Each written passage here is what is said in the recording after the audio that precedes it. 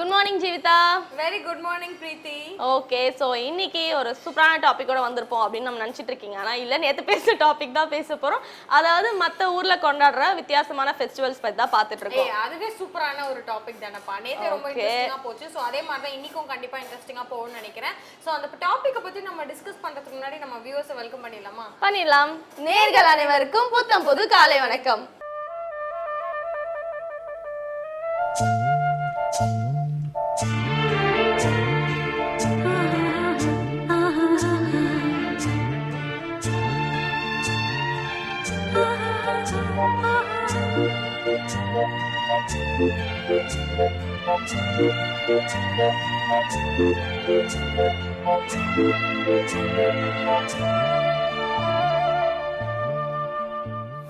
பிரீத்தி, first வந்து பார்த்தோன்னு வச்சுக்கோங்க, இங்கிலாந்துல ஒரு இன்ட்ரெஸ்டிங்கான ஒரு ஃபெஸ்டிவல் செலிப்ரேட் பண்றாங்க. இது ஃபெஸ்டிவல்னு சொல்றதை விட ஒரு கேம் அப்படின்னு கூட சொல்லலாம். அவ்வளோ ஒரு ஜாலியா இருக்கும். கிட்டத்தட்ட இந்த கேம்லயே பார்த்தோன்னு வச்சுக்கோங்க 500 to 1000 மெம்பர்ஸ் வந்து பார்ட்டிசிபேட் பண்ணுவாங்க. அவ்வளோ பெரிய பேர்கள் சேர்ந்து ஒரு கேமா? ஒரு ஊரே வந்து இதை வந்து செலிப்ரேட் பண்றாங்கன்னா அதனால தான் மேபி ஃபெஸ்டிவலா அப்படி மாறி இருக்கலாம். ஆக்சுவலா இந்த ஊர்ல வந்து கூப்பர்ஸ் ஹில் அப்படின்னு ஒரு மலை இருக்கு. ஓகேவா? அந்த மலை வந்து ரொம்ப ரொம்ப பெரிய மலை. அதோட டாப்ல உனக்கு சீஸ் பிடிக்குமா? கண்டிப்பா. யார் இருப்பா சீஸ் இல்லாம? வந்து ஜெயின் சீஸ் ரோல்னு வச்சுக்கோங்க. ரொம்ப ஒரு பெரிய சீஸ் வந்து அந்த கூப்பர்ஸ் ஹில்லோட டாப்ல வச்சிருவாங்களாம். சோ அதுல இருந்து ரோல் பண்ண விட்டுருவாங்களாம். ஓகேவா? அண்ட் இதுல என்னன்னா நம்மளும் ஒரு மனுஷங்களும் வந்து கூட வந்து ஓடணுமா. ஓகே, ரேஸ் மாதிரி சீஸுக்கும் மனுஷங்களுக்கும் உள்ள இருக்கிற ரேஸ். இவங்க ரெண்டு சீஸ் வின் பண்ணதா இல்ல மனுஷங்க வின் பண்ணதா, இது வந்து மொத்தமா எல்லாரும் ஓடுவாங்க. இதுல என்ன ஒரு சின்ன சோகமான விஷயம்னா, அந்த சீஸ் ரொம்ப பெரிய சீஸ் இல்லையா, நிறைய பேர் அந்த சீஸ் அடியில எல்லாம் மாட்டிட்டு நசிங்கெல்லாம் போயிருக்காங்கலாம் நான் கேள்விப்பட்டேன். ஓகே, சோகமான விஷயம்னால சிரிப்பு வந்துருச்சு. ஓகே பிரீத்தி, சரி ஓகே. கடைசியில வந்து யார் அதை வின் பண்றாங்களோ அவங்களுக்கு தான் அந்த ஜெயின் சீஸ். ஓகே, எப்படி கல்லு மண்ணெல்லாம் உருண்டு போல அந்த சீஸை வந்து வின் பண்ணவர்கள் கொடுப்பாங்க. நல்லா ஏமாத்துறாங்க. ஓகே, அதனாலும் இன்ட்ரெஸ்டிங்கான ஒரு கேம் சொல்லியிருக்கேன். இதை தொடர்ந்து நம்ம என்ன பார்க்க போறோம்னா, இன்றைய நாளுடைய ஃபர்ஸ்ட் செக்மெண்ட் பார்த்துடலாமா? பார்த்துடலாம். இது சூரியோதயம்.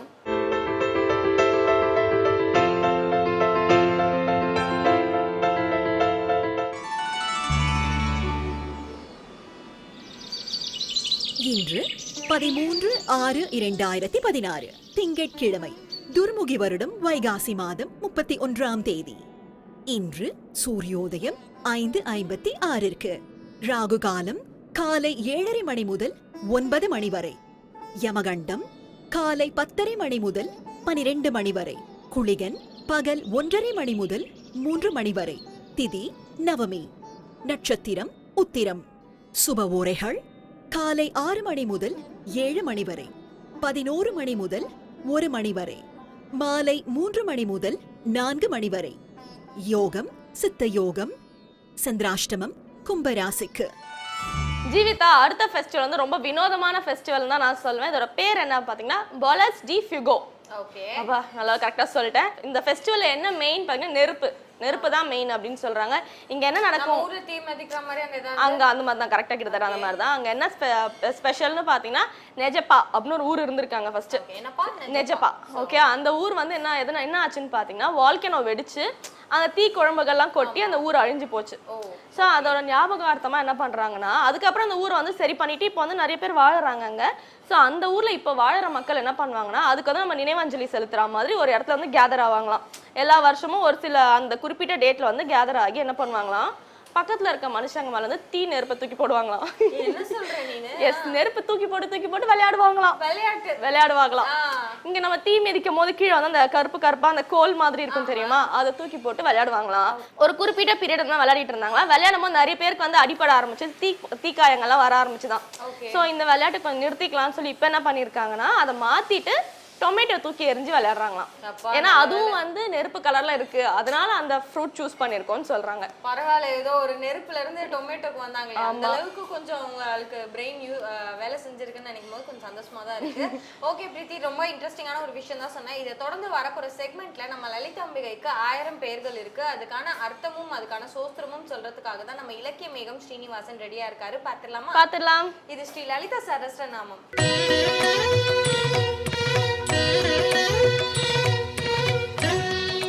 श्रीविद्योपासनासक्तं श्रीविद्यापीठभूषणं श्रीविद्याभिनवं वन्दे श्रीकृष्णानन्द सद्गुरुं அனைவருக்கும் இனிய காலை வணக்கம்.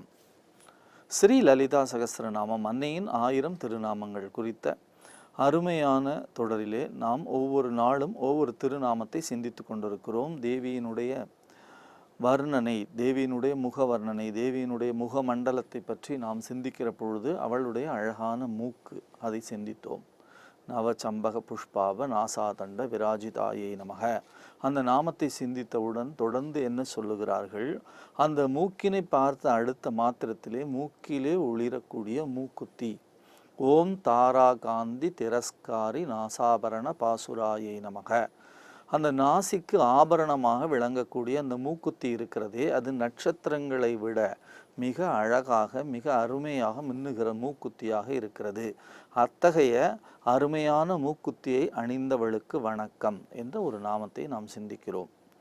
பெண்களுக்கு பொதுவாகவே அழகு தரும் ஆபரணங்களாக நாம் கருதக்கூடிய மூக்குத்தி, தோடு, வளையல், நெற்றி சுட்டி போன்ற ஆபரணங்கள் எல்லாம் நம்முடைய மரபிலே, நம்முடைய சனாதன தர்மத்திலே அந்த காலத்திலே இருந்து அவர்களுடைய உடல் ரீதியான அத்தனை விஷயங்களையும் சரி செய்வதான ஒரு அமைப்பாக இருந்திருக்கிறது. அதனை ஏதோ வெளிப்போக்காக அல்லது ஒரு அலங்காரத்திற்காக அவர்கள் செய்து வைக்காமல் அதை ஒரு மருத்துவ ரீதியாகவும் அவர்கள் உடலுக்கு தக்கவாறு, அவர்கள் உடலிலே ஏற்படக்கூடிய பருவ மாற்றங்களுக்கு தக்கவாறு இத்தகைய அழகான ஆபரணங்களையும் அதோடு இணைத்து அணிவித்திருக்கிறார்கள் என்று இன்றைய அறிவியல் உலகம் இருக்கிறதே அது பாராட்டுகின்றது. மூக்கினை குத்துகிற பொழுதும் சரி, காதுகளை குத்துகிற பொழுதும் சரி, கைகளிலே வளையல்களை இறுக்கமாக அணிந்திருக்கும் பொழுதும் சரி, அவர்களுடைய உடம்பிலே இருக்கக்கூடிய பருவநிலை மாற்றங்கள், பருவ மாற்றங்கள் ஏற்படுகிற பொழுது அவர்கள் உடலிலே தேவையான ஹார்மோன்கள் சுரக்கிறது என்று சொல்லுகிறார்கள் இல்லையா?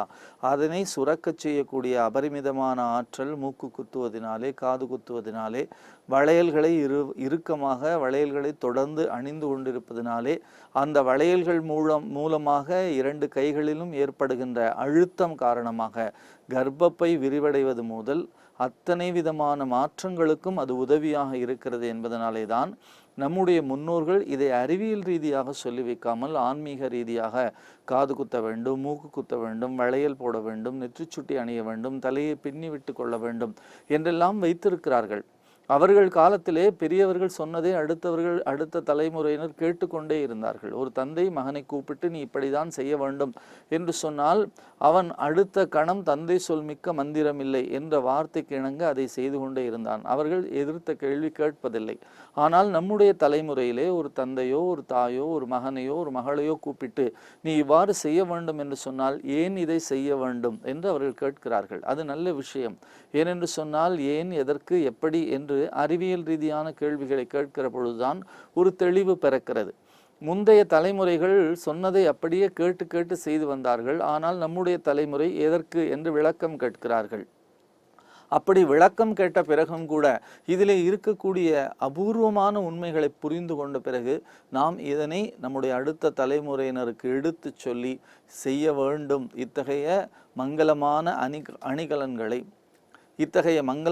அணிகலன்களை நாம் கட்டாயமாக அணிவித்து கொள்ள வேண்டும் என்று சொல்ல வேண்டும். அப்படித்தான் தேவியினுடைய மூக்கிலே இருக்கக்கூடிய அழகான மூக்குத்தி, தேவியினுடைய அழகான மூக்கு, அதிலே இருக்கக்கூடிய அழகான மூக்குத்தி, மூக்கு குத்தி கொள்வது. வட தேசத்திலே நீங்கள் பார்த்திருக்கலாம், மூக்கிலேயே அவர்கள் பெரிய வளையங்களை போட்டிருப்பார்கள். இப்பொழுது பெண்கள் மாடல் காரணமாக பெரிய பெரிய தோடுகளை எல்லாம் காதுகளிலே அணிந்து கொள்ளுகிறார்களே, அதுபோல வட தேசத்திலே இப்பொழுதுமாக பார்த்தால் மூக்குக்கும் காதுக்குமாக ஒரு பெரிய வளையம் போட்டு இரண்டையுமாக இணைத்து வைத்திருப்பார்கள். இன்றும் கூட நீங்கள் பார்க்கலாம், அவர்கள் கை நிறைய வளையல் அணிந்திருப்பார்கள், மூக்குகளிலே மிகப்பெரிய ஒரு வளையத்தை போட்டு அது காதோடு இணைத்திருப்பார்கள். இதெல்லாம் வடதேசத்தில் இன்றைக்கும் இருக்கிறது. ஆனால் நம்முடைய பகுதியில் இந்த மூக்கு குத்துதல் என்ற ஒரு மரபு இருக்கிறதே, அது மிகவும் குறைந்து கொண்டே வருகிறது. ஆனால் மூக்கை குத்தினால் மூக்கினுடைய இடது மூக்குத்தான் முதலில் குத்துவார்கள். அப்படி இடது மூக்கு குத்துகிற பொழுது அதன் வழியாக வரக்கூடிய சந்திர நாடி என்று சொல்லுகிறார்கள் சாஸ்திரத்திலே. அந்த வெளிவரக்கூடிய மூக்கு இருக்கிறதே, அந்த வெளிவரக்கூடிய அந்த மூக்கின் துவாரம், அந்த வெளிவரக்கூடிய மூக்கினுடைய துவாரம் இருக்கிறதே, அதன் வழியாக வரக்கூடிய காற்று குளிர்ச்சியான காற்றாக வெளியே வருகிறது. அது சந்திர நாடி என்று சொல்லுகிறார்கள். அந்த இடத்திலே முத்து மூக்குத்தி அணிந்தால் அந்த காற்று இன்னும் குளிர்ச்சியாக இருக்கும் என்று சொல்லுகிறார்கள். அப்படி குளிர்ச்சியாக இருக்கக்கூடிய அந்த மூக்குத்தியை தேவி அணிந்து கொண்டிருக்கிறாள். அந்த தேவி மூக்குத்தியை அணிந்திருப்பதனாலே அந்த மூக்குத்தி மூலமாக இருக்கக்கூடிய பிரகாசம் இருக்கிறதே, அந்த பிரகாசம் எங்குமாக ஒளி வீசிக்கொண்டே இருக்கிறது. பொதுவாக மீனாட்சி என்று சொன்னாலே மூக்குத்தி என்று சொல்வார்கள். மீனாட்சிக்கு பார்த்தால் நீங்கள் மீனாட்சி கோயிலிலே அந்த மூக்குத்தி தான் பிரபலமாக இருக்கும். சந்தன அலங்கார திருக்கோலம் சந்ததம் வாழ்வில் அருள் கூட்டும், முந்தைய வினைகளை அது போக்கும், மூக்குத்தி ஒளியே வழிகாட்டும் என்று ஒரு பாடல் சொல்லும். அந்த மூக்குத்தி ஒளி இருக்கிறதே, அதை வழிகாட்டக்கூடிய மிக அருமையான ஒளியாக இருக்கிறது என்று பல பேர் உணர்ந்திருக்கிறார்கள். மீனாட்சி அம்மன் கோயிலுக்கு போனால் தரிசிக்கிறவர்கள் அந்த மூக்குத்தியை பார்த்து ஆனந்தமாக தரிசனம் செய்வார்கள். ஏனென்று சொன்னால் அந்த மூக்குத்தி என்னவெல்லாம் தருகிறது என்று சாஸ்திரம் சொல்லுகிறது. முதல் லட்சுமி கடாட்சம் தருகிறது, பிராண ஜெயத்தை தருகிறது, மனத்திலே வலிமையை தருகிறது. அத்தகைய இடத்திலே தியானத்தை நாம் சிந்திக்கிற பொழுது, இப்போ தியானம் பண்ணுகிறவர்கள் கூட முதலாக தியானம் சொல்லி தருகிறவர்கள் என்ன செய்வார்கள்? நேராக நிமிர்ந்து உட்கார்ந்து கொள்ளுங்கள். நேராக நிமிர்ந்து உட்கார்ந்தவுடன் நீங்கள் கண்களை மூடிக்கொள்ளுங்கள். கண்களை மூடிக்கொண்டு முதலிலே உங்கள் சுவாசத்தை கவனியுங்கள் என்று சொல்வார்கள். நாம் பொதுவாக மூச்சு விடுதலை நாம் கவனிப்பதே கிடையாது. ஏனென்றால் மூச்சு விடுவது என்பது நம்முடைய மிக சாதாரணமான ஒரு செயல். நாம் நடப்பது போல, பேசுவது போல ஒரு செயல். நாம் மூச்சு விட்டு கொண்டே இருப்பதனாலே தான் நாம் இதெல்லாம் செய்து கொண்டிருக்கிறோம். அப்படி மூச்சு விடுவதை நாம் கவனிப்பதில்லை. ஆனால் மூச்சு விடுவதை முதலிலே கவனிக்க வேண்டும் என்பதுதான் தியானத்தினுடைய மிக முக்கியமான ஆரம்ப பாடமாக இருக்கிறது.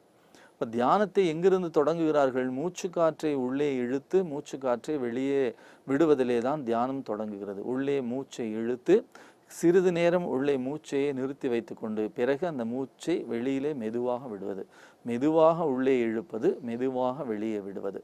அப்படி மூக்கிலே ஒரு துவாரத்தை இட்டு அதில் ஒரு மூக்குத்தியை போட்ட பிறகு அந்த பகுதியை அழுத்த பெறுவதனாலே அக்குபஞ்சர் முறையில் என்ன சொல்கிறார்கள்? ஒரு இடத்தை நீங்கள் அழுத்தம் கொடுக்கிற பொழுது மூச்சினை உள்ளே இழுங்கள், சிறிது நேரம் அந்த அழுத்தத்தை வைத்திருங்கள், அழுத்தத்தில் இருந்து நீங்கள் வெளியே வருகிற பொழுது மூச்சு காற்றை மெதுவாக வெளியே விடுங்கள் என்று சொல்லுகிறார்கள். இப்படி மனோதத்துவ ரீதியாக, மருத்துவ ரீதியாக அந்த மூக்குத்தி அணிவதிலே அத்தகைய ஒரு மிகப்பெரிய அறிவியல் உண்மை ஒளிந்திருக்கிறது.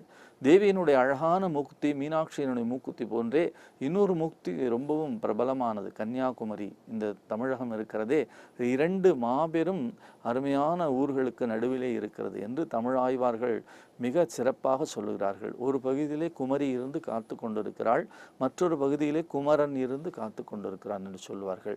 ஒரு பகுதியிலே குமரி என்று சொன்னால் அது கன்னியாகுமரி, அதுதான் நம்முடைய தமிழ் தேசத்தினுடைய எல்லையாக இருக்கிறது.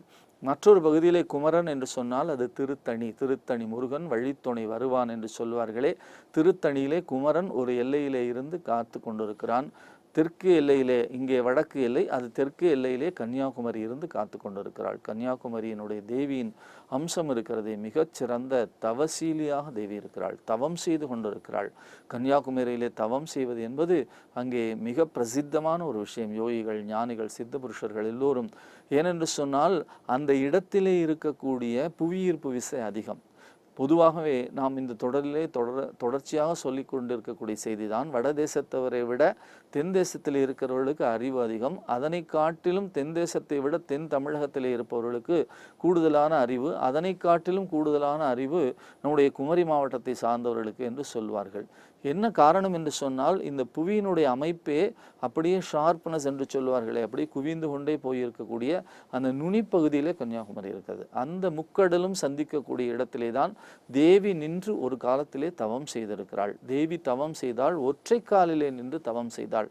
ஆகையினாலே தான் இந்த விவேகானந்தர் பாறை என்று நாம் இன்றைக்கு போற்றி வணங்குகிறோமே, அந்த பாறையிலே தேவியினுடைய ஒரு கால் மட்டும் அங்கே பதிக்கப்பட்டிருக்கும். அதை தனியாக வட்டமிட்டு அதன் மேலே ஒரு கண்ணாடியை வைத்து இன்றைக்கு பாதுகாத்து கொண்டிருக்கிறார்கள்.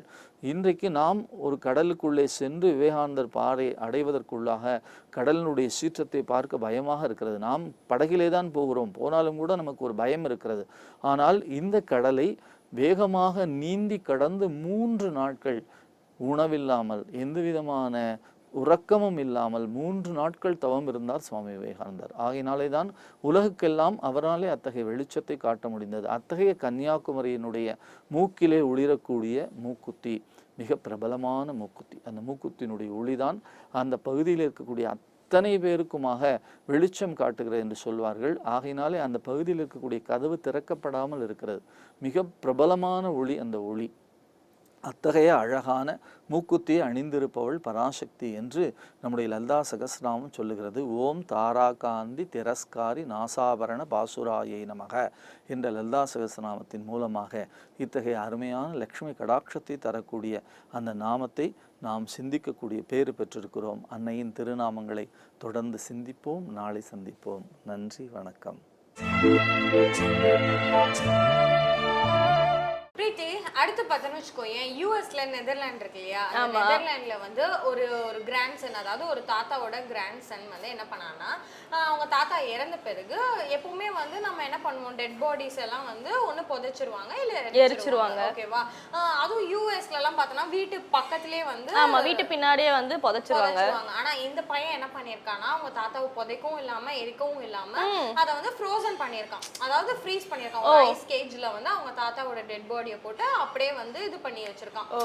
அந்த ஊர் மக்கள், அதாவது நெதர்லாண்ட்ல இருக்கிறவங்களுக்கு தெரிய வந்து போயிட்டு அவங்களுக்கு வந்து இனிஷியலா ஸ்டார்டிங் ஸ்டேஜ்ல பார்த்தனா இதுக்கு வந்து ரெஸ்ட்ரிக்ட் பண்ணாங்க. ஓகேவா? இந்த மாதிரிலாம் பண்ணாதீங்க, ஒண்ணு அதை புதைச்சிடுங்க அப்படிலாம் சொல்லி இது ஏதோ பண்ணிருக்காங்க. பட் அப்பவும் வந்து அந்த பையன் கேட்காம அதை வந்து ஃப்ரோசன் பண்ணியிருக்கான். அண்ட் வந்து இது பார்த்துட்டு நிறைய பேர் வந்து சரி ஓகே, அவங்களோட பாடி வந்து நம்ம கூட இருக்க போகுது அப்படின்னு சொல்லிட்டு இன்னும் கொஞ்சம் சில பேர்லாம் வந்து அதை ஸ்டார்ட் பண்ண ஆரம்பிச்சாங்க. நம்மளும் இதே மாதிரி பண்ணலாம் அப்படின்னுட்டு ஸ்டார்டிங்ல வேண்டாம்னு சொல்லி கடைசியில அந்த ஊர் மக்களே பார்த்தோன்னா அதையும் ஸ்டார்ட் பண்ண ஆரம்பிச்சாங்க. அதுவே வந்து நாளடைவுல பார்த்தோன்னா ஒரு ஃபெஸ்டிவலா மாறி இருக்கான். எப்படின்னு பார்த்தோன்னா இந்த சவப்பட்டி எடுத்துட்டு போயிட்டு ரேஸ் போறது, வந்து ஸ்லோவா மார்ச் பாஸ்ட் மாதிரி இது பண்றது. அதுக்கப்புறம் பார்த்தோன்னு வச்சுக்கோயேன், முக்கியமா இந்த ஃப்ரோசன் பாடி மாதிரி அதை ஆக்ட் பண்ணுமா. சோ அதே மாதிரி நம்மளும் வந்து ஸ்டாச்சு மாதிரி நின்னு இருக்கணும். இந்த மாதிரியான ஒரு காம்படிஷன்ஸ்லாம் வச்சு அதை ஃபெஸ்டிவலா செலிப்ரேட் பண்ணாங்க. ஓகே, மேபி டெட் பாடி நிக்காது, ஸோ மேபி படுத்து அந்த மாதிரி வந்து லுக் கலெக்ட் பண்ண சொல்லியிருப்பாங்க போல. அண்ட் மோரோவர் இதை பார்க்கும்போது இந்த பேரனுக்கு தாத்தா மேலே எவ்வளோ லவ் அப்படின்றது தெரியுது. ஆனால் நம்மளால பண்ண நம்ம ஊரில் நம்மளை கல் விட்டு அடிப்பாங்க.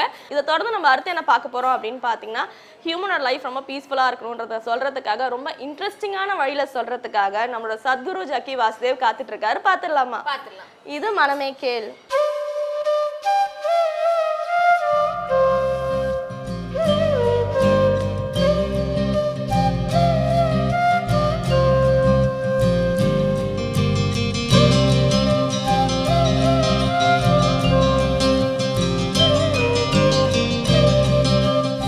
தியானத்தை முழுசாக செஞ்சால், உங்களோட யோகாசனம் அதெல்லாம் செஞ்சுட்டு உங்கள் தியானத்தை முழுசாக செஞ்சால், குடும்ப வாழ்வில், நான் சொல்கிறது இல்லற வாழ்வில், கொஞ்சம் ஃபேக்டாக சொன்னால் வந்து செக்ஸ் லைஃப், குடும்பத்தில் கணவன் மனைவிக்குள்ள ஒரு செக்ஸ் லைஃப் அது குறைஞ்சிருமோ அப்படிங்கிற ஒரு ஃபீலிங் இருக்குது.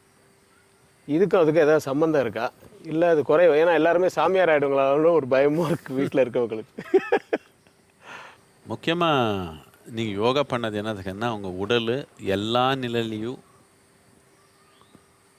உங்கள் மூளை, உங்கள் சக்தி, உங்கள் உடல் தன்மை எல்லாமே நல்லபடியாக செயல்படணுன்றதுக்காக யோகா. ஓகே, எல்லாமே நல்லபடியாக செயல்பட்டால் ஏதோ ஒன்று குறைஞ்சு போயிடுமா? அப்படி இல்லை. ஆனால் அதே நேரத்தில் ஒரு முக்கியமான தன்மை என்னன்னா, என்ன ஒரு தன்மை வரும்னு மனிதனுக்குள்ளே எதே ஒன்று செஞ்சாலும் அது அவன் விழிப்புணர்வாக அவன் உணர்ந்து செய்கிற மாதிரி ஒரு தன்மை வரும். இப்போது நீங்கள் சாப்பிடுவீங்க, போய் உட்காந்து கொஞ்சம் உணர்ந்து ரசித்து சாப்பிட்டு பாருங்கள். திருப்பி திருப்பி சாப்பிடணுன்னு உங்களுக்கு நோக்கம் வராது. யார் கவனம் இல்லாமல் கபான்னு சாப்பிட்டுக்குவானோ அவன் என்ன முன்னாடி வந்தால் எடுத்து வாயில் போட்டுக்குவான். என்னதுக்குன்னா அதை பற்றி கவனம் இல்லாமல் வாயில் போட்டுக்குவான். இது எல்லா தன்மையிலையும் இருக்குது. ஒரு மனிதனுக்கு ஒரு விலங்குக்கு வித்தியாசம் என்னன்னா, ஒரு விலங்கு எதே செஞ்சாலும் ஒரு கட்டாயத்தினால செய்யுது. இந்த கட்டாயம் இருக்கிறதுனால இயற்கை அந்த விலங்கை ஒரு விதமாக நடத்துக்குது. இப்போது நீங்கள் இந்த காமத்தை பற்றி சொன்னீங்க. ஒரு விலங்குக்கு காமம்னா அவருக்கு ஒரு சீசனாக கொடுத்துருக்காங்க. அந்த மாதிரி ஒரு ரசாயனம் மற்ற ஒரு உடலில் நடந்தப்போ அவர் ஒன்றும் தடுத்துக்க முடியாது, அவர் அதில் இறங்கே ஆகணும் அவர். ஆனால் மனிதனுக்கு அந்த மாதிரி சீசன் கொடுக்கல, எப்போ அவன் விரும்பினப்போ பண்ணுற மாதிரி ஒரு தன்மை இருக்குது. எதுக்கு இப்படி கொடுத்தாங்கன்னா, நீங்கள் விழிப்புணர்வாக நடத்துக்கிறீங்கன்னு ஒரு நம்பிக்கை இல்லை. மனிதன்னா விழிப்புணர்வாக நடத்துக்கணும் தானே. இவனு அதே கட்டாயத்தில் போனா, அதே வேகத்தில் போனா, இது இப்போ நீங்கள் சொன்ன மாதிரி 4 மடங்கு ஜனத்தொகை ஆயிடுச்சு. விழிப்புணர்வாக எப்போ மனிதன் எது நடத்துக்குவானோ அப்போ அவனு தேவை இருந்தால் மட்டும்தான் அந்த நோக்கத்தில் போவான். அவனுக்கு விருப்பம் இருந்தால் மட்டும்தான் போவான், இல்லைன்னா போக மாட்டான், கட்டாயத்தில் போக மாட்டான். இந்த சுதந்திரம் உங்களுக்குள்ளே வந்தால் நல்லதா தப்பாக சொல்லுங்க? நல்லது தான். அது வர்றதுக்கு அந்த சுதந்திரத்துக்காக பயப்படுறாங்க. இல்லை, இப்போ இந்த யோகாசனம் இந்த தியானத்தில் வந்து அந்த சுதந்திரம் வருங்கிறீங்க. ஆமாம், கட்டாயமா. எப்போ விழிப்புணர்வு மட்டும்தான் வந்தது, உடல் நல்லாவே செயல்படுது.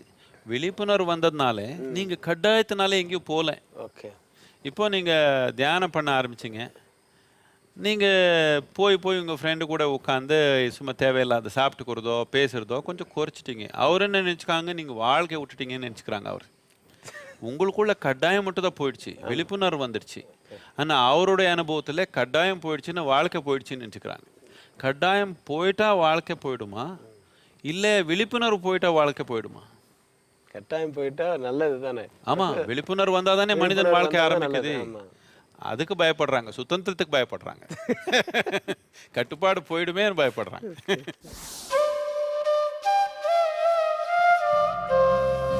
இளைஞர்களுக்கு வந்து நிறைய அட்வைஸ் எல்லாரும் கொடுத்துட்டு இருக்காங்க. ஒரு அட்வைஸ் கொடுத்து அவங்க ஃபாலோ பண்ண சொன்னால் என்ன அட்வைஸ் நீங்கள் கொடுப்பீங்க? அட்வைஸ் நான் கொடுக்க மாட்டேன். நான் இளைஞருக்கு அட்வைஸ் கொடுக்க மாட்டேன், ஓல்டு பீப்புளுக்கு அட்வைஸ் கொடுக்க மாட்டேன். அட்வைஸ்ன்றது யாருக்கு பிடிக்காது. முக்கியமாக மனிதனை அவனுடைய திறமையை உபயோகப்படுத்துறதுக்கு தூண்டுதல் தான் அவனுக்கு வேணும்.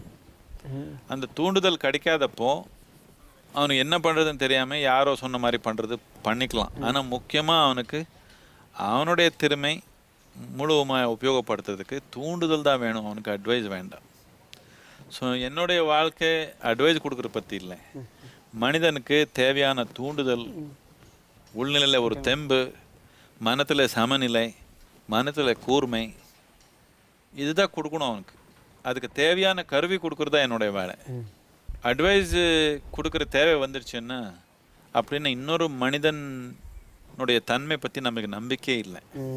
அதனால தான் அட்வைஸ் கொடுக்குறோம். நாம் ஒரு தனி மனிதனுடைய தன்மை பற்றி ரொம்ப நம்பிக்கை இருக்குது, அதனால தான் நான் ஆன்மீகத்தில் இருக்கிறேன். பிரத்தியொரு மனிதனு அவனுடைய தெய்வீகத்தின் நிலைக்கு அவன் வளர முடியும் என்ற நம்பிக்கை இருக்கிறதுனால தான் நான் இந்த ஆன்மீகத்து செயலில் இருக்கிறேன்.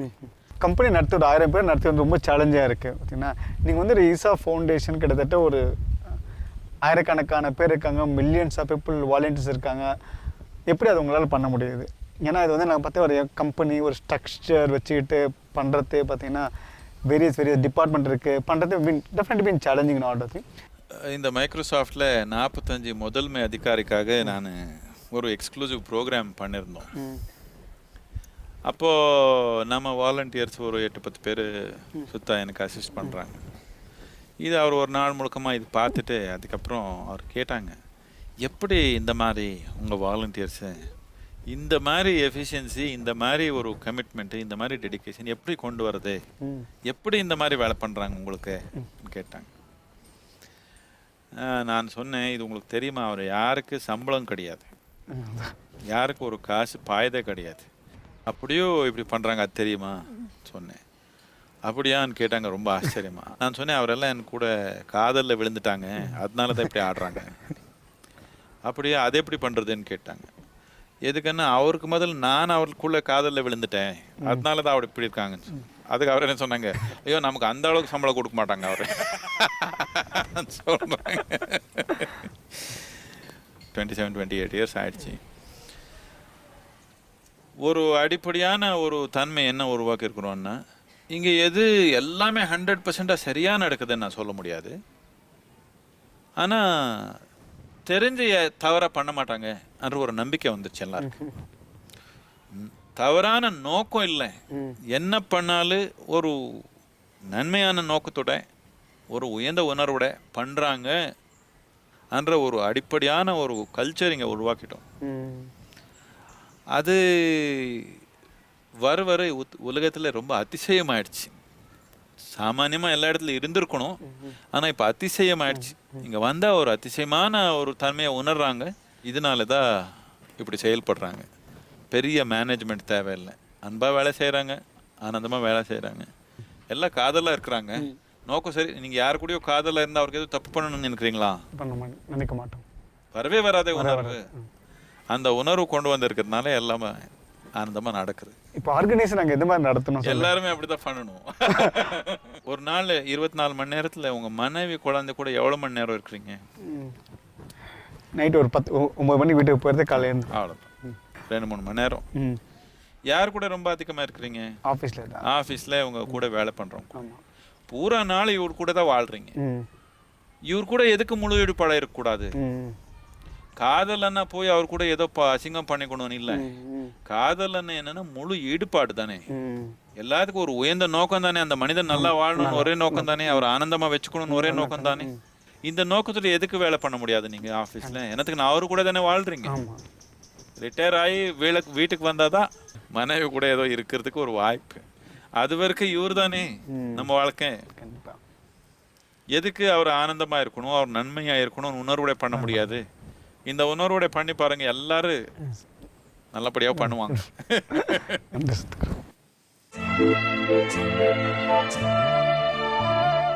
ஜீவிதா, நம்ம அடுத்து பார்க்க போற ஃபெஸ்டிவல் வந்து நமக்கு நிறைய தெரிஞ்ச விஷயம் தான் இது. ஆனா இது ஒரு ஃபெஸ்டிவலா கொண்டாடுறாங்கன்றது இப்பதான் சர்ப்ரைசிங்கா இருக்கு. என்னன்னு பாத்தீங்கன்னா எல் கொலாச்சோ அந்த ஃபெஸ்டிவல் பேரு.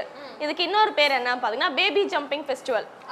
ஓகே, இப்போ லைட்டா உனக்கு ஐடியா கிடைச்சிருக்கும்னு நினைக்கிறேன். பேபி ஜம்பிங் ஃபெஸ்டிவல்னா குழந்தைங்க குதிச்சு குதிச்சு விளையாடுவாங்க. எஸ், அப்படிதான் நானும் நினைச்சேன். ஆனா இங்க என்ன நடக்குதுன்னா, அந்த குறிப்பிட்ட ஊர்ல வந்து அந்த 12 மந்த்ஸ்ல, அதாவது அந்த 1 இயர்ல பிறந்த குழந்தைங்க எல்லாத்தையும் வந்து ஒரு மேட்ரஸ்ல படுக்க வச்சிருவாங்களாம்.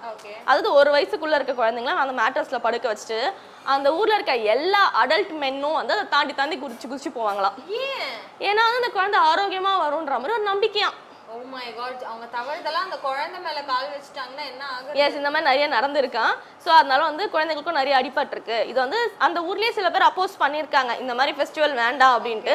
ஆனா அதை பண்ணி இருக்கிற, அதாவது அந்த குழந்தைங்களை தாண்டினக்கு அப்புறம் அந்த குழந்தைங்க ரொம்ப ஆரோக்கியமா இருக்கிறத பார்த்துட்டு இல்ல அது நல்லதுக்கு தான் சொல்லி கன்வின்ஸ் பண்ணி அந்த ஃபெஸ்டிவலை இன்னும் கண்டினியூ பண்றாங்க. நம்ம ஊர்ல தான் வந்து சில மூட நம்பிக்கையான விஷயங்கள் ஃபாலோ பண்றோம்னு பார்த்தோன்னா அங்கேயும் அப்படிதான் இருக்கு பிரீத்தி. எனவே கொஞ்சம் இன்ட்ரெஸ்டிங்கான விஷயம் தான் சொல்லியிருக்கேன். இதை தொடர்ந்து வரப்போற செக்மெண்ட்ல மூளையில இருக்க மருத்துவ குணத்தை பத்தி சொல்றதுக்காக நம்ம சித்த மருத்துவர் ராஜமாணிக்கம் ரெடியா இருக்காரு. பாத்துடலாமா? பாத்துடலாம். இது மூலிகை மருத்துவம்.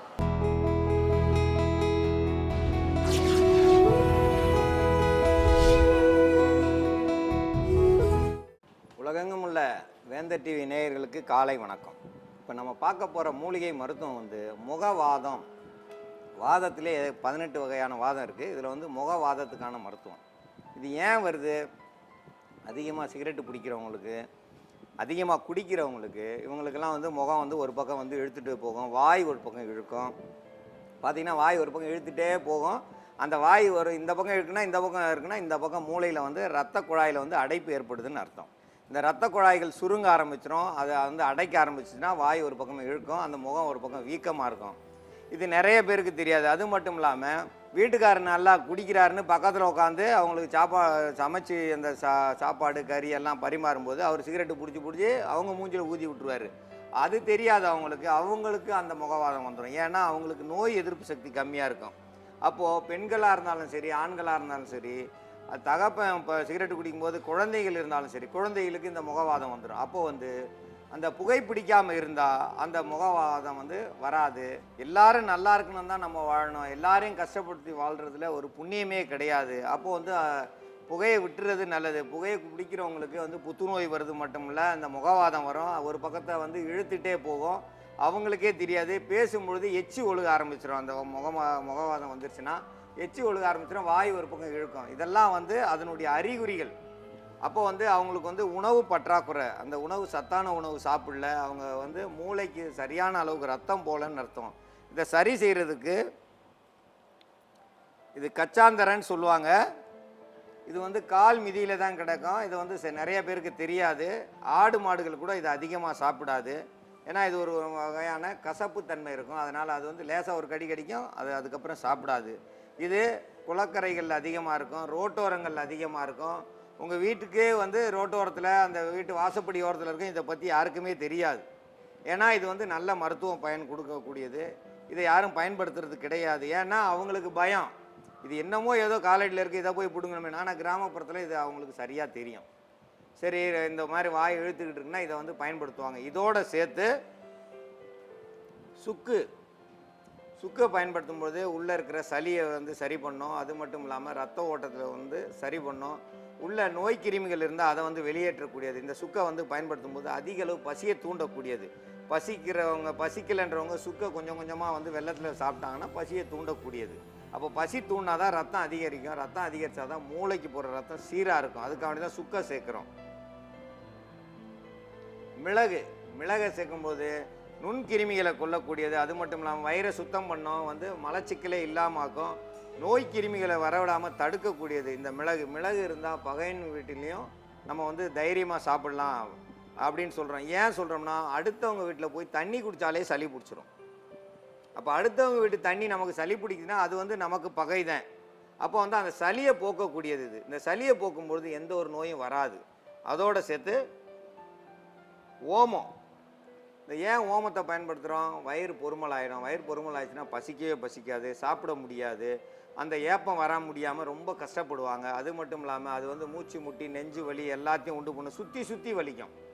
அப்போ வந்து இந்த ஓமத்தை பயன்படுத்தும் போது அந்த உள்ளே இருக்கிற வாயுகளை வந்து வாயு வழியாக ஏப்பமாக வெளியேற்றிடும்.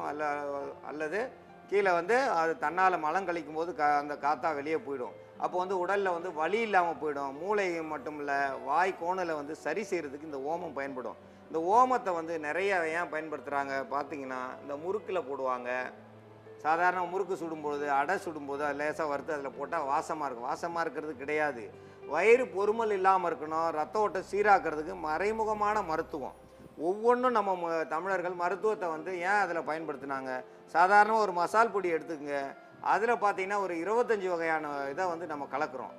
இன்றைக்கி போய் கடையில் பாருங்கள், மிளகா பொடி கொஞ்சம், சீரகப்பொடி கொஞ்சம், அது வந்து சமையலுக்கானதே கிடையாது. அது வந்து சரியான வேலையே கிடையாது. நம்ம முன்னோர்கள் தயாரித்த ஒரே இதில் மசால் சாமான் போட்டிருப்பாங்க. அதில் ஒரு 22 வகையான பொருள் இருக்கும். அத்தனையும் போட்டு அதை செஞ்சு அதை சாப்பிட்டு பாருங்கள், அந்த குழம்பு தனி. அதுதான் அம்மா மனம். அம்மா வந்து வச்சு கொடுக்குறதுனா அத்தனையும் போட்டு அவங்க அரைச்சி எடுத்து வச்சுருப்பாங்க. இதெல்லாம் இல்லாமல் நம்ம தனித்தனியாக இது பண்ணுறதுல இந்த ஓமத்தை வந்து தனியாக எடுத்துடுறோம். ஆனால் ஓமத்தை இதுக்கு பயன்படுத்தும் பொழுது அந்த வாய் வாதம், முகவாதம்னு சொல்லுவோம், அது இந்த வந்து அதிக அளவுக்கு இழுத்துகிட்டே இருக்கும்.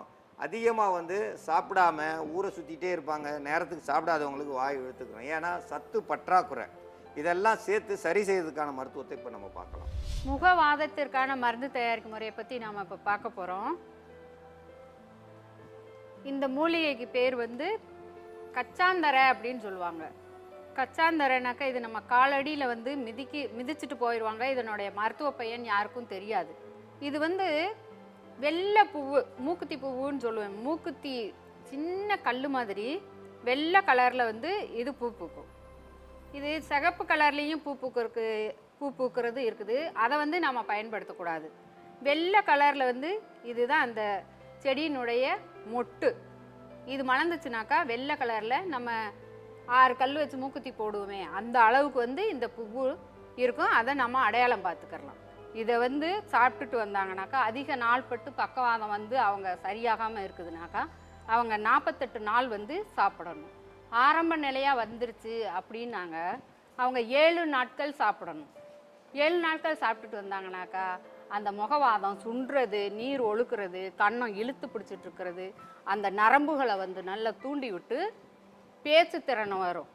அவங்களுக்கு அந்த துடிப்புகள்லேருந்து நரம்பெல்லாம் வந்து இழுத்து பிடிக்காது. கொஞ்சம் கொஞ்சமாக அவங்க வந்து இதை தொடர்ந்த மாதிரியும் வந்து அவங்க அளவு முறைகளை சரியான முறையில் சாப்பிட்டுட்டு வந்தாங்கனாக்கா அந்த முகவாதத்தை போக்கிடலாம். இப்போ முகவாதத்திற்கான மருந்து தயாரிக்கிறத பற்றி பார்ப்போம். இதை வந்து அப்படியே பிச்சு போட்டுறணும். ஏன்னா கசப்புத்தன்மை இருக்கிறதுனால அதிக கசப்புத்தன்மை இருக்கும். ஒரு 5 கிராம் கஷாயமாக தான் நம்ம போட்டு கொடுக்கணும்.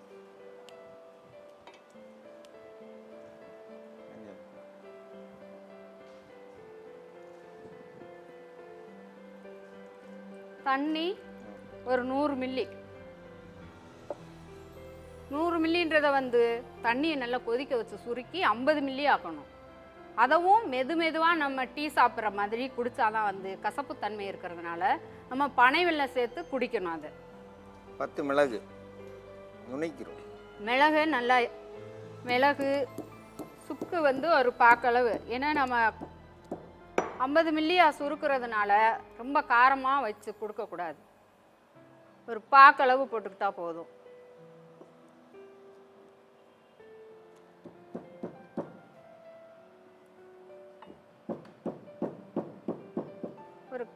ஒரு சிட்டிகை போட்டாலே போதும். ஓமம்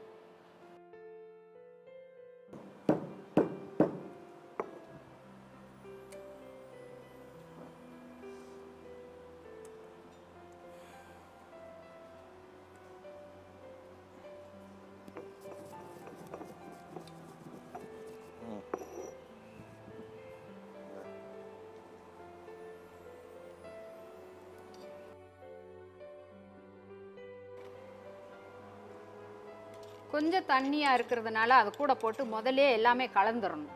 அப்போ தான் அதனுடைய அந்த சாறு ரசம் அந்த மணம் இதெல்லாம் வந்து கொதிக்கிறப்போ கொதித்து முழுசாக நம்மளுக்கு வந்து அது தித்திப்பாகவும் நல்ல மணமாகவும் இருக்கும். கசப்பாக இருந்தாலும் அதை குடிக்கணும் அப்படின்ற ஒரு ஆர்வம் வந்துடும்.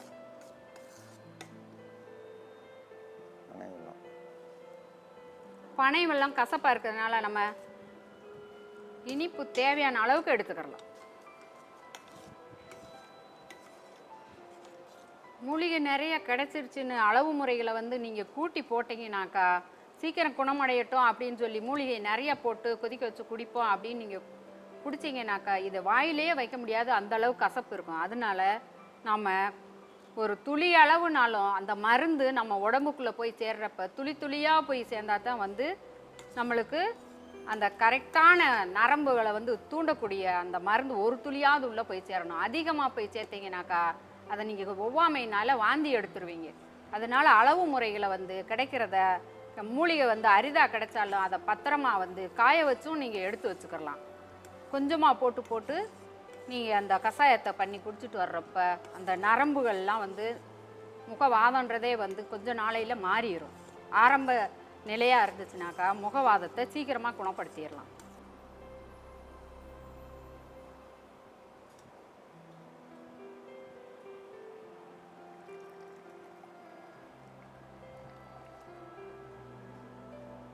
முகவாதத்துக்கு வந்து இது ஒரு சிறந்த ஒரு கஷாயம். இது வந்து கச்சாந்தரைன்னு சொல்கிறோம்.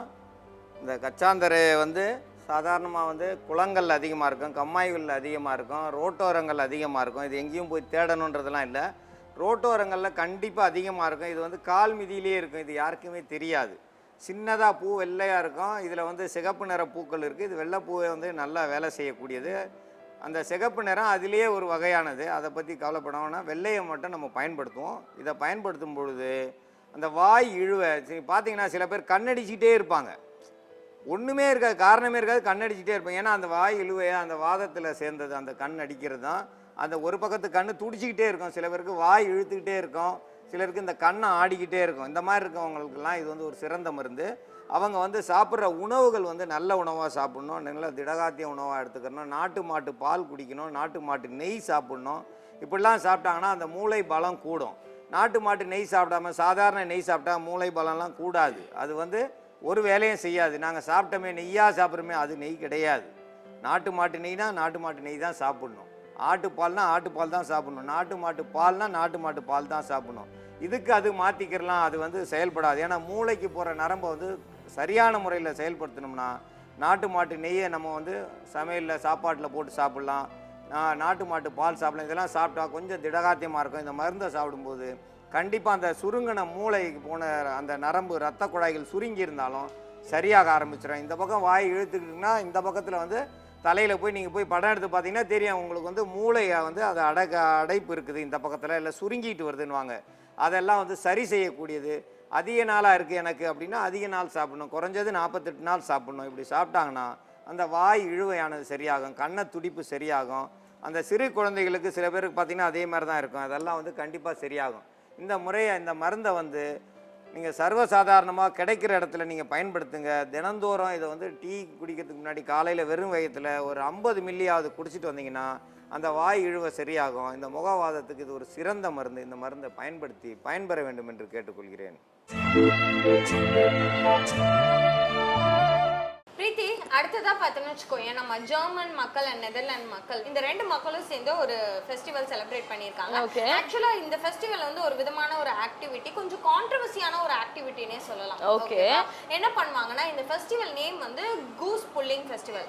ஓகே, அதாவது கூஸ் வாத்துகள்லாம் பாத்தியா, இதோட கழுத்தை வந்து ஒரு ரோப்பால வந்து இது பண்ணி புடிச்சு உடனே அவங்க வந்து இது பண்ணி அந்த கழுத்தை வந்து கட் பண்ணணுமா. இது ஃபெஸ்டிவலா? ஆமா கேளு. வித்தவுட், அதான் நான் சொன்னல கான்ட்ரோவர்சியான ஒரு ஃபெஸ்டிவல்ட்டு, without using knife or blade அந்த மாதிரி எந்த ஒரு பொருளும் யூஸ் பண்ணாம ரோப் அப்படி கழுத்துல மாட்டி டக்குனு இழுத்து அப்போவே அந்த கழுத்தை வந்து கட் பண்ணணுமா. ஸோ வந்து அதுக்கு அடுத்ததா பார்த்தேன்னு வச்சுக்கோங்க, இந்த அனிமலுக்கு அகேன்ஸ்டா இவங்க இந்த மாதிரி பண்றாங்க அப்படின்லாம் தெரிஞ்ச உடனே ஹியூமன் ரைட்ஸ்ல பிரச்சனை பண்ணிருப்பாங்க கண்டிப்பா. அதனால வந்து இறந்து போன கூஸ் வச்சு இந்த ஃபெஸ்டிவல்ல வந்து இனிமே கொண்டாடணும் அப்படின்னு சொல்லி ரூல்ஸ் எல்லாம் போட்டுட்டாங்க. அதுக்கப்புறம் இவங்க இந்த மாதிரி தான் கொண்டாடுறாங்க. இந்த மாதிரி ஃபெஸ்டிவலும் கொண்டாடுறாங்க, அதுவும் வினோதமா விசித்திரமா அதுவும் பயங்கரமாலாம் யோசிச்சு கொண்டாடுறாங்கன்றது நீ சொல்லி தான் தெரியுது. ஆல்ரைட், இதை தொடர்ந்து நம்ம என்ன பார்க்க போறோம்னா 12 ராசிக்கான யோக பலன்கள் சொல்ல யதார்த்த ஜோதிடர் செல்வி காத்துட்டு இருக்காரு. பாத்துடலாமா? பாத்துடலாம். இது யோகம் நல்ல யோகம்.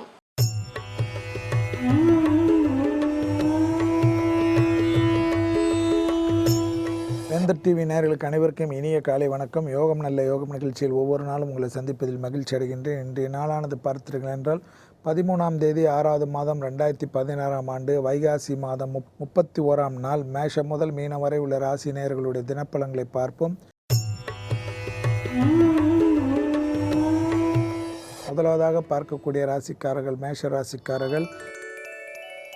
மேஷ ராசிக்காரர்களுக்கு எதிர்பார்க்காத இடத்திலிருந்து நல்ல செய்திகளும், பழைய பிரச்சனைகள் ஒன்று தீர்வதற்குண்டான சுமூகமான முடிவுகளும், பிள்ளைகள் விஷயத்தில் காணப்பட்டிருந்த பிரச்சனைகள் நிவர்த்திகள், படிப்பு சம்பந்தப்பட்ட விஷயங்கள், உத்தியோகம் சம்பந்தப்பட்ட விஷயங்கள் அனுகூலத்தை பெற்றுத்தருவதுடன், கொடுக்கல் வாங்கல் பிரச்சனை தீர்வதுடன் உங்களுடைய அமைப்பு அனுகூலத்தையும் பெரிய அளவு ஏற்றத்தையும் பெரிய அளவு முயற்சிகள் வெற்றிகள் ஏற்படுத்தி தரக்கூடிய அற்புதமான நாளாகவே காணப்படுகிறது. அடுத்ததாக நாம் பார்க்கக்கூடிய ராசிக்காரர்கள் ரிஷப ராசிக்காரர்கள். ரிஷபராசிக்காரர்களுக்கு இன்றைய நாள் பார்த்தீர்கள் என்றால் கண்டிப்பாக கர்ப்பஸ்திரிகள் சிறிது கவனமாக இருப்பதும், வயிற்று பிரச்சனை ஏதேனும் இருந்தாலும் சிறிது எச்சரிக்கையுடன் இருப்பதும் நன்மையும் அனுகூலத்தையும் ஏற்படுத்தி தரும். அதேபோல் பிள்ளைகள் விஷயத்தில் பூத கண்ணாடி ஆராய்ச்சி இல்லாமல் இருப்பது பல விதத்தில் நன்மையும் அனுகூலத்தையும் ஏற்படுத்தி தரும். வெளிவட்டாரம் வண்டி வாகனத்திலாம் வித்தைகள் காட்டினீர்கள் என்றால் பெரும் பாதிப்புகளையும் சங்கடத்தையும் ஏற்படுத்திவிடும். பண விஷயத்தில் சிறிது மன கஷ்டங்கள் காணப்படுகிறது. உடைமைகள் எல்லாவற்றிலும் சிறிது கவனமாக இருப்பதே நன்மை தரும் என்பதை ரிஷபராசிக்காரர்கள் உணர்ந்து கொள்ள வேண்டும். அடுத்ததாக பார்க்கக்கூடிய ராசிக்காரர்கள் மிதுன ராசிக்காரர்கள். மிதுன ராசிக்காரர்களுக்கு குடும்பத்தில் குழப்பமான சூழ்நிலை ஏற்பட்டுவிடும். இரத்தபந்த உறவுகள், பெற்றோர் பெரியோருடைய தேக ஆரோக்கியம், தேவையில்லாத உங்களுக்கும் பெரியவர்களுக்கும் சாதாரணமாக பேசக்கூடிய விஷயங்கள் கூட பெரும் சங்கடத்தையும் பெரும் பிரச்சனையும் ஏற்படுத்திவிடும். வெளிவட்டாரம், உத்தியோகம், தொழிலமைப்பு, கொடுக்கல் வாங்கல், வண்டி வாகனங்கள், அமைப்புகள், அனுகூலங்கள், பயணங்கள் பெரிய அளவு யோகத்தையும் அனுகூலத்தையும் தந்தாலும், இரத்தத்தில் ஏற்கனவே கோளாறு உள்ளவர்கள், இரத்த கொதிப்பாளிகள், சர்க்கரை நோயாளிகள், ஏற்கனவே மஞ்சள் காமாலை போன்ற நோய் உபத்திரம் உள்ளவர்கள் மருந்து மாத்திரைகளை அலட்சியப்படுத்துவது மூலமாக பெரிய உபத்திரத்தை இன்று ஏற்படுத்தி கொள்வீர்கள் என்பதனால் அந்த விஷயத்தில் மட்டும் சிறிது கவனமாக இருந்தால் மற்ற விஷயங்கள்லாம் உங்களுக்கு அனுகூலத்தை பெற்றுத்தரக்கூடிய நாளாகவே காணப்படுகிறது.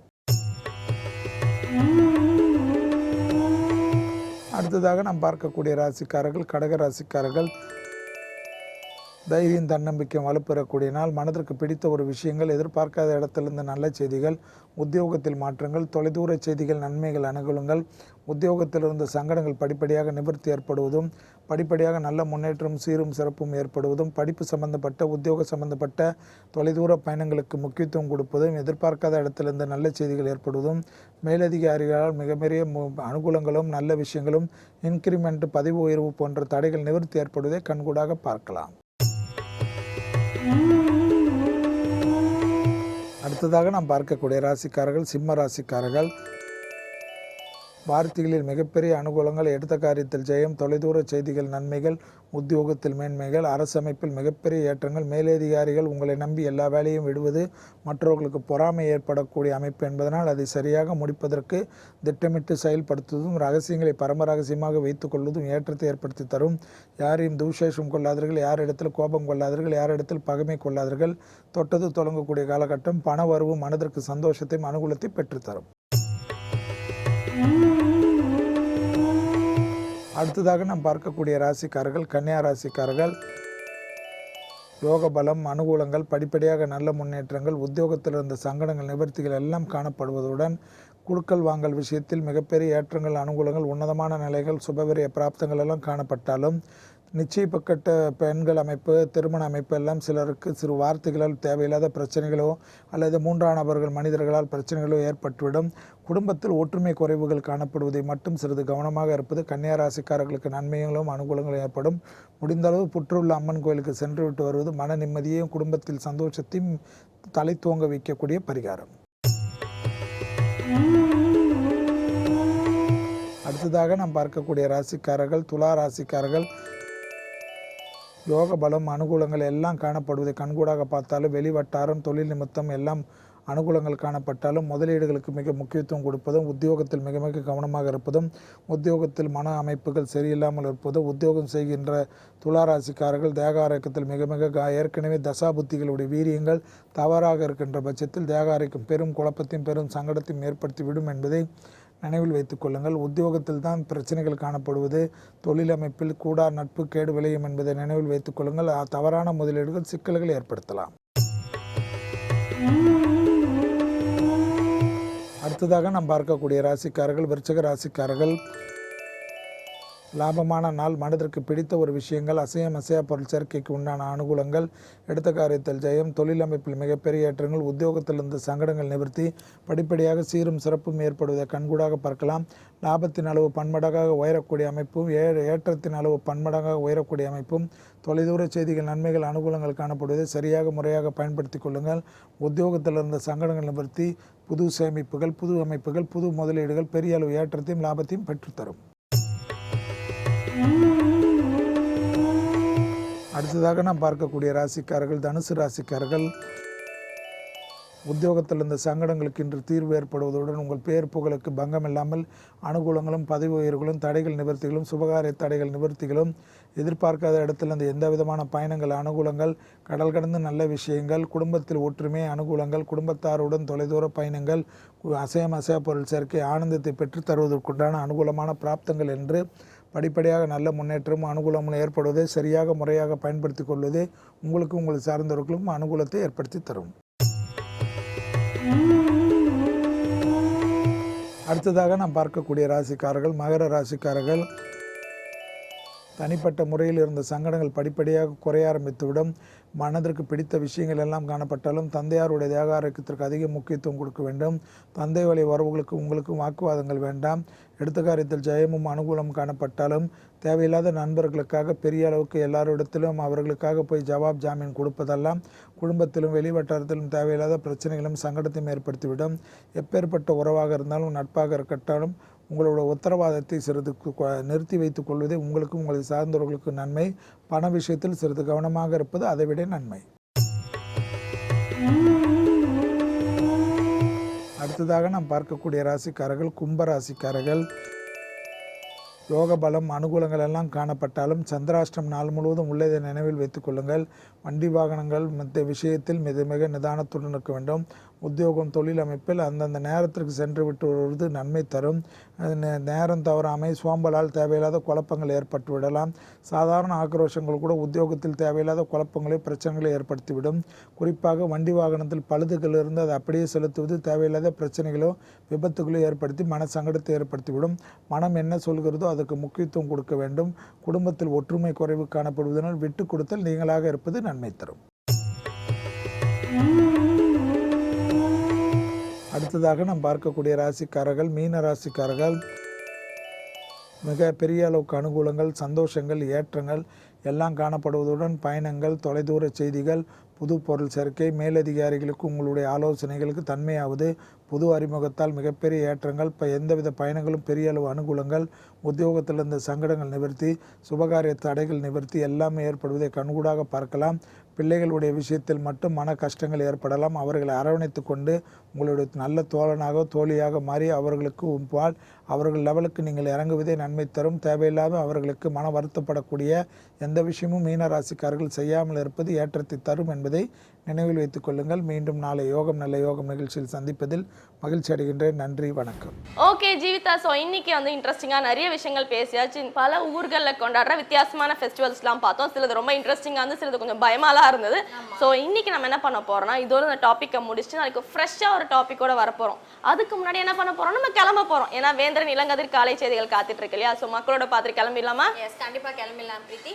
ஓகே வியூவர்ஸ், இன்னைக்கு நாங்க பேசின இன்ட்ரெஸ்டிங்கான டாபிக் உங்களுக்கு ரொம்பவே பிடிச்சிருக்கும்னு நினைக்கிறோம். நாளைக்கும் ஒரு ஃப்ரெஷ்ஷான டாபிக்கோட நாங்க 2 பேரும் வந்து மீட் பண்றோம். Until then, bye from Jeevitha along with Preeti Suresh from the entire team of Puthambudhu Kalai. Bye bye.